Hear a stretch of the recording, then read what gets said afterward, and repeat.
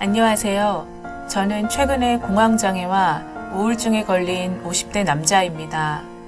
아내 때문에 하루하루 살기가 너무 힘들고 가슴이 답답해서 여러분들에게 위로를 받고자 이렇게 사연을 보내게 되었습니다. 저는 일남 일녀를 두고 있고 아내는 가정주부, 저 혼자 외벌이입니다. 그런데 요즘 이혼을 생각할 만큼 고통스러운 날을 보내고 있습니다. 이유는 아내와의 종교 문제 때문입니다. 아내는 종교에 미쳐 자식도 돌보지 않고 가정은 점점 풍비박산이 되어가고 있습니다. 지금은 광신도를 넘어서 오로지 교회에만 매달려 점점 미쳐가는 모습을 더 이상 지켜보기가 너무나 힘듭니다. 저는 모태신앙으로 오래전부터 성당에 다녔었고 아내는 누구보다 독실한 개신교 집안의 딸이었어요. 결혼 전 장모님께서는 제 종교를 알지 못하셨을 때만 해도 절 친자식 이상으로 잘 대해주셨어요. 하지만 제가 성당에 다닌다는 사실을 알게 되신 이후로는 제가 아내와 5년 가까이 연애를 했고 결혼을 약속했음에도 불구하고 심하게 반대를 하셨습니다. 같은 종교가 아니라는 이유만으로요. 그리고 절 보실 때마다 악마가 씌었다며 눈도 마주치지 않으셨고 심지어 저와 결혼을 하면 약을 먹고 죽겠다고도 하셨고 결혼할 거면 호적을 파서 나가라는 말씀까지 하셨을 정도니까요. 단지 종교가 다르다는 이유로요. 결국 제가 저희 부모님의 반대에도 무릅쓰고 성당을 나가지 않겠다고 장모님께 약속을 했습니다. 하지만 교회도 나가지 않겠다고 종교에 대해서 제게 강요하시지 말라고 말씀을 드리고 나서야 장모님께서도 마지못해 결혼을 승낙하셨고 오랜 마음고생 끝에 결혼식을 올리게 되었습니다. 전 결혼 이후로는 무교를 선언했고 성당도 교회도 나가지 않았습니다. 사실 저희 집안도 독실한 천주교 집안이었어요. 저희 집안은 병인 박해 때부터 조상 대대로 천주교를 믿어왔던 집안이었습니다. 저는 그런 집안의 4대 독자였고요. 그런 이유 때문에 저희 부모님도 결혼을 굳고 만류하셨지만 저는 아내와 헤어지고 싶지 않았고 아내를 너무 사랑했기에 제 딴에는 큰 결심을 할 수밖에 없었습니다. 저희 부모님께는 정말 죄송스러운 일이 아닐 수 없었죠. 다만 제사만큼은 제가 모시고 와서 지내겠다고 결혼 전부터 말씀드렸기 때문에 저희 집에서도 승낙을 해주셨었던 이유도 있었습니다. 저희 집안은 제사와 연도를 같이 지내고 있었거든요. 그런데 결혼을 하고 나서는 상황이 좀 달라졌습니다. 저희 집 앞단지에 사시는 장모님께서는 어떻게 해서든 저를 교회에 나가게 하려고 토요일 밤만 되면 오셔서 주말 내내 저와 종교 문제로 싸우셨고 교회를 안 간다고 하면 당장 아내와 헤어지라고 소리소리를 질러대셨습니다. 무교를 선언한 저를 이해하고 넘어가셨던 결혼 전과는 달리 막무가내로 저를 끊임없이 괴롭히셨습니다. 가끔씩 처제나 처남이 오면 저에게 대놓고 교회를 안 나가는 사람은 악마라는 막말을 서슴지 않았고 구원받지 못한다는 둥, 악귀가 씌었다는 둥, 저를 벌레 보듯 취급했고 입에 담지도 못할 모진 말들로 제게 상처를 주는 일들이 비일비재했습니다. 가슴 속에서는 천불이 났고 이대로 언제까지 참고 버텨야 되는지 정말 미칠 노릇이었습니다. 아내는 그 이단인지 사입인지 모를 교회를 갈 때마다 적게는 몇만 원에서 몇백만 원까지 헌금한답시고 갖다 바쳤고 결혼하면서 혼수로 해왔던 살림살이까지 저와 아이들 몰래 그곳에 다 옮겨놓기까지 했습니다. 집에서 쓰고 있던 공기청정기와 정수기, 청소기, 식탁과 의자, 컴퓨터 등 가전제품은 물론 딸아이가 쓰던 피아노까지 갖다 바친 덕에 음악을 하고 있는 딸아이에게 다시 새 피아노를 사준 적도 있었습니다. 아니, 돈 받아먹는 종교는 봤어도 온 집안 살림살이까지 거덜내는 종교는 뭔가요? 이 정도면 그곳에 새 살림을 차린 게 아닐까요? 저는 정말 이해가 안 돼서 여쭤보는 겁니다. 안 그래도 큰아이는 운동을 시키고 작은아이는 피아노를 시키느라 엄마의 케어도 많이 필요하고 경제적으로도 빠듯한 살림인데 가정은 이렇게 내팽개친 채 거기에 빠져 있으니 정말 돌아버릴 지경이었습니다. 그리고 한 달에 몇 번씩 단식 기도회, 전도 활동 등 집에 들어오지 않는 날도 많았고 자식들에게도 따뜻한 밥 한 번 차려주지 않고 신경 쓰지 않는 모습이 너무 화가 났습니다. 장모님은 틈만 나면 이혼하라고 요구하셨고 저보고 교회 나가지 않을 거면 당장 이 집에서 나가라면서 느닷없이 쳐들어와 욕을 하실 때마다 저는 정신 이상자가 될 것만 같았습니다. 그런 상황에서도 아랑곳하지 않고 잘 크는 애들을 보면서 참고 또 참아왔습니다. 그러던 어느 날 아이들이 제게 와서 할 말이 있다고 하더군요.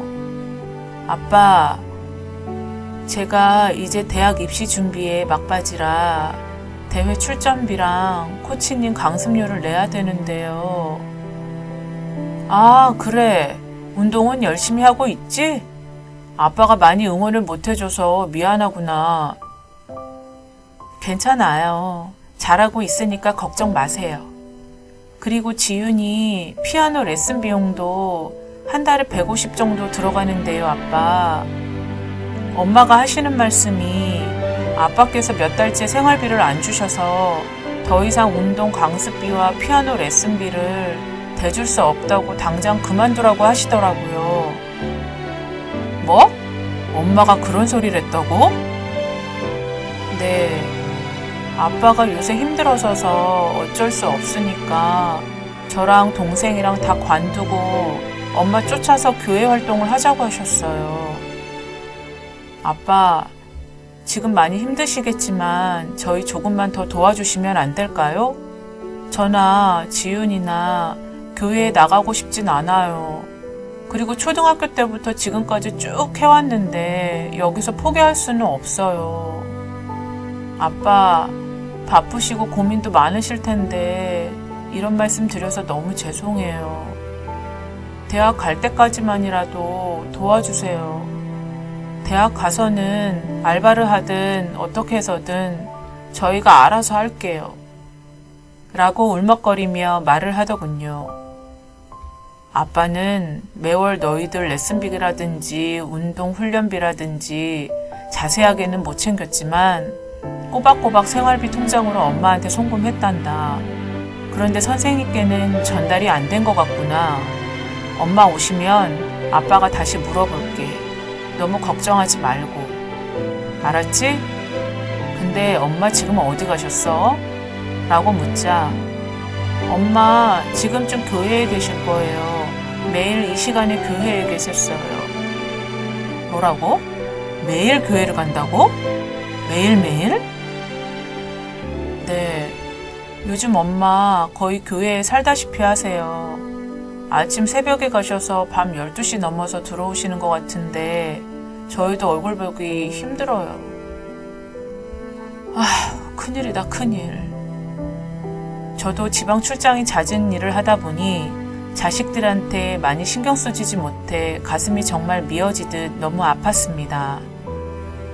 그리고 저는 아내에게 매월 550만 원씩 생활비를 붙여줬는데 아이들 교육비에는 한 푼도 쓰지 않았다는 사실이 너무 화가 났습니다. 그리고 새벽 1시가 조금 넘은 시간이 되자 현관 도어락 소리가 나기 시작했습니다. 아내였어요. 저는 아내에게 당신 내가 붙여준 애들 교육비는 왜 선생님들께 안 줬어? 애들 입시가 코앞인데 애들한테 좀 신경 써주면 안 돼? 그러자 아내는 아이고 당신이 보내준 그까지 550만 원 갖고 누구 코에 갖다 붙여요? 애들 밥 먹이고 생활비 쓰고 관리비 내면 남는 게 있나? 뭐? 그까지 550만 원? 당신 지금 말 다 했어? 내가 550만 원 하고도 성과금 나오면 그것도 다 붙여줬잖아. 매월 550이면 많으면 많았지 부족한 건 아니야. 짜증나네 정말. 자꾸 나한테 돈 그러지 좀 마요. 아시겠어요? 소리를 지르며 아내는 방문을 쾅 닫고 들어가 버렸습니다. 저는 방으로 쫓아 들어가 아내에게 그 돈 다 어디다 갖다 썼는지 계속 추궁을 하자 결국 아내는 그 550만 원을 대부분 교회에 갖다 바친 사실을 알게 되었습니다.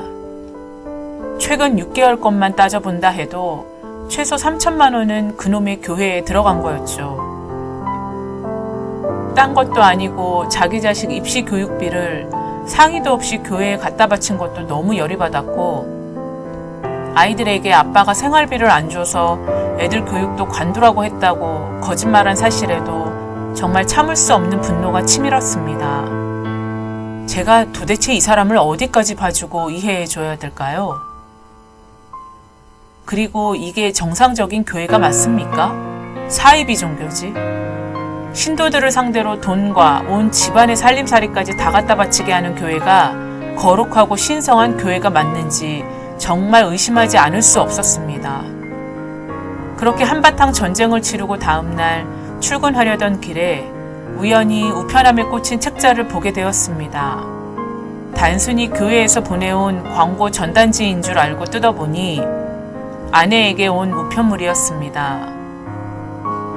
내용을 보는 순간 저는 뒷목을 잡고 혈압이 급하게 상승되는 걸 느끼며 다리가 후들거려 도저히 출근을 할 수가 없어서 다시 집으로 올라왔습니다.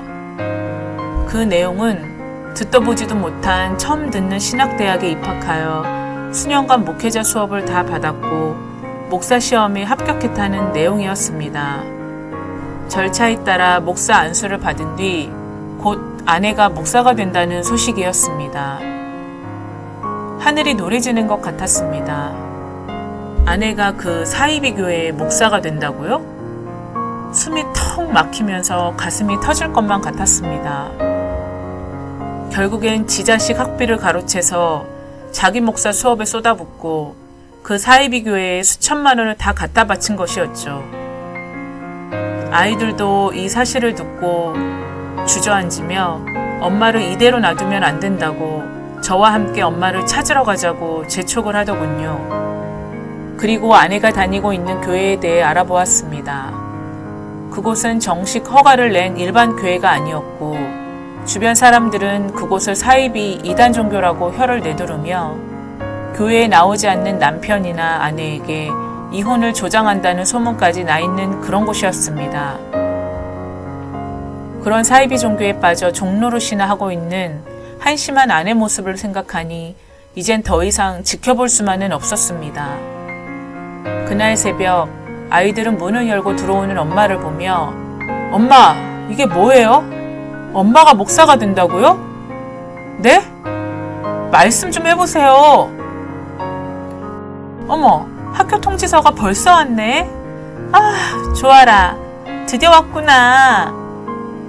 엄마, 말씀 좀 해보시라고요.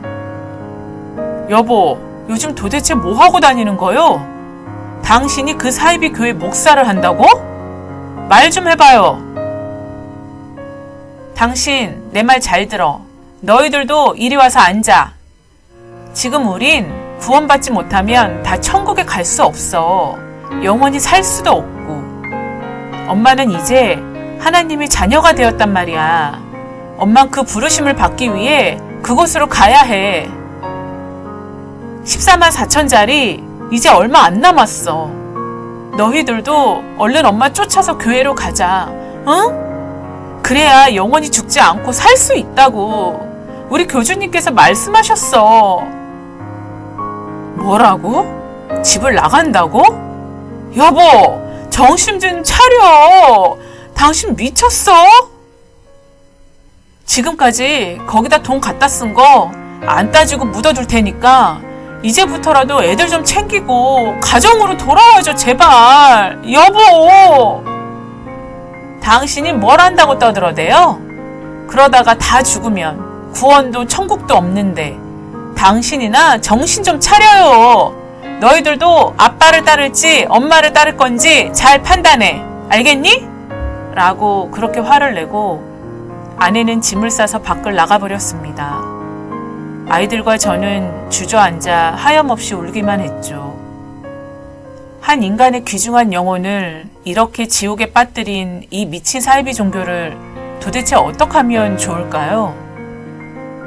정말 다른 세계의 이방인처럼 느껴졌습니다. 그리고 며칠 뒤 저는 아내가 교회를 세우겠다면서 현재 살고 있는 집을 담보로 거액을 대출을 받아 교회 부지를 매입한 사실도 알게 되었습니다. 저와는 한마디 상의도 없이요. 오로지 가정주부로 산 아내가 뭘 안다고 교회를 짓겠다고 땅까지 샀다는 건지 미쳐도 단단히 미친 것 같았습니다. 정말 제 심정으로는 강제로 정신병원에 가두고 싶을 정도였습니다. 아내가 집을 나간 지 20여일이 지나 도저히 이대로 아내를 지켜볼 수만은 없었기에 저는 회사에 휴직계를 냈고 아이들과 아내를 찾으러 그 교회를 찾아갔습니다. 그런데 교회 앞에는 경찰차들이 여러 대가 와 있었고 저와 아이들은 뭔 일이 크게 났나 싶어 교회 안으로 미친 듯이 뛰어들어갔습니다.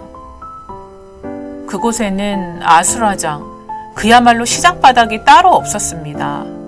남자고 여자고 구분할 것 없이 사람들이 아내에게 소리를 지르며 내 돈 내놔! 이 사기꾼아! 빨리 내 돈 내놔! 라고 악을 써대며 아내를 마구 때리고 머리채를 잡아채고 폭행을 하고 있었습니다. 아내 머리에서는 피가 흐르고 있었고 경찰들도 함께 말리고 있었습니다. 저는 너무 놀라 아들과 함께 아내에게 달려갔고 사람들에게 둘러싸여 우리는 흠씬 두들겨 맞은 뒤 결국 정신을 잃고 쓰러진 아내를 태우고 병원 응급실로 향했습니다. 몇 시간이 지났을까? 아내는 물을 찾으며 깨어났고 우리를 쳐다보며 아들 녀석에게 아내는 몸은 괜찮냐고 많이 아프지 않았냐고 묻더군요. 아들은 괜찮아요, 엄마. 근데 무슨 일이에요? 왜 사람들이 엄마한테 심하게 때리고 돈 내놓으라고 소리를 질러댄 거예요? 라고 묻자 아내는 이제껏 참았던 눈물을 보이며 말을 하기 시작했습니다. 교주님께서 나한테 자기 밑에서 열심히 포교 활동도 하고 목사 안수까지 받으면 자기가 교회를 차려주겠다고 약속을 하셨어.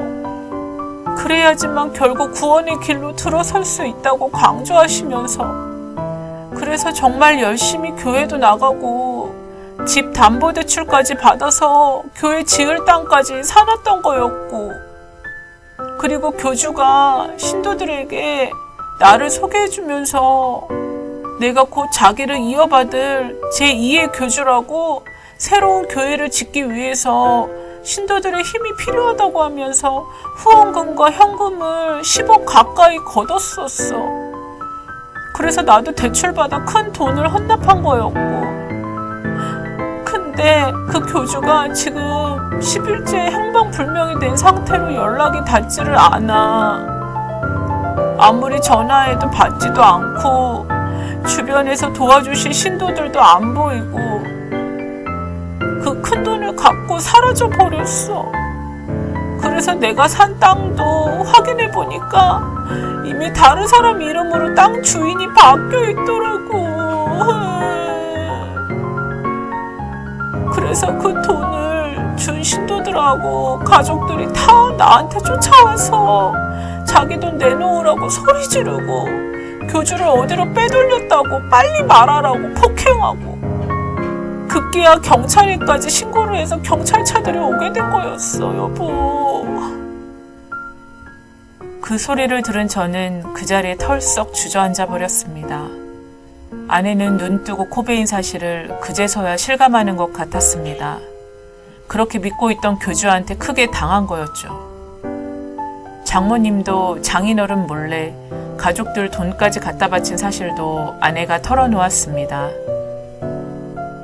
이렇게 우리 가족들이 사이비 종교에 미쳐 희생을 다한다고 생각하니 피가 거꾸로 솟구치는 것만 같았습니다. 결국 아내는 제게 미안하다고 용서해달라고 눈물을 하염없이 흘렸고 저도 그런 아내를 보니 마음이 찢어지듯 아팠습니다. 아들은 엄마에게 지금이라도 돌아와줘서 고맙다고 괜찮다고 말해주었고 아내 역시 앞으로 경찰 조사 열심히 받겠다고 하더군요. 아내 역시도 큰 피해자고 그 악마한테 희생당한 어린 양이었을 뿐이죠. 저도 아내에게 집을 팔아서라도 피해를 준 분들에게는 되는 데까지 최대한 빚을 갚아드리자고 말을 했습니다. 이렇게라도 돌아와준 아내가 불쌍하고 고맙기도 하면서 안쓰럽더군요. 그 죽일 놈의 사이비 교주는 이혼을 조장하고 가정을 파탄시키고 온통 거짓으로 정신이 썩은 위선적인 인간이 아닐 수 없습니다. 이렇게 수많은 사람들을 끌어들여서 영혼까지 갉아먹은 이 사이비 교주를 법적으로 처벌할 수는 없을까요? 더 이상의 피해자가 나오지 않길 바라는 마음뿐입니다.